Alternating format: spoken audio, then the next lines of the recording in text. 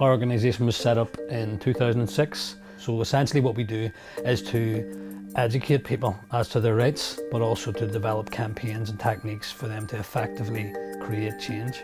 The first campaign that we got involved in was around poor accommodation, high-rises that had been built in the 50s that were still standing. People began telling their stories, and through their stories we identified the issues that were plagued by damp, mould, cold, pigeon waste on landings where children were playing and clothes was being cleaned, and sewage ingress coming up through sinks, all of those issues. What we done then was to wrap those issues in human rights, and what our groups do, they go into their communities, they speak to their neighbours, they speak to their families, they speak to their friends. They gather the evidence that a human rights failing is indeed occurring, and then they set down a marker for the progressive realisation of their rights to make meaningful change for themselves on the ground.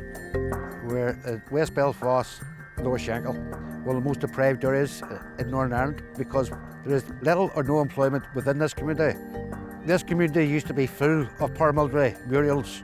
This mural is part of re-imaging. It is what we stand for with regards to human rights, because if you look, it's about mental health, it's about education, it's about jobs, it's about participating with regards to what is happening in your community. This was North Belfast Unemployment Office. Government figures stated that they were going to create 5,000 jobs over a 4-year period, when in fact there was 125,000 people unemployed. We thought that there was a campaign to be had with regards to no jobs and lack of social security benefits being paid to certain individuals. We came down here for about 6 months on a weekly basis and had workshops. It was obvious that people were being sent for jobs that weren't there.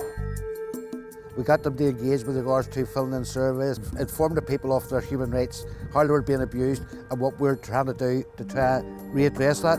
We went to Belfast City Council. We got cross-party support to put through a motion which was passed, which secured jobs for long-term unemployed people.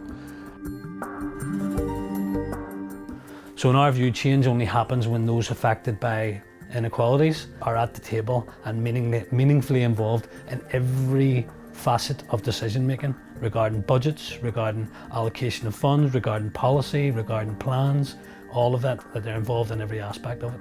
That's when change is meaningful and real and achieved.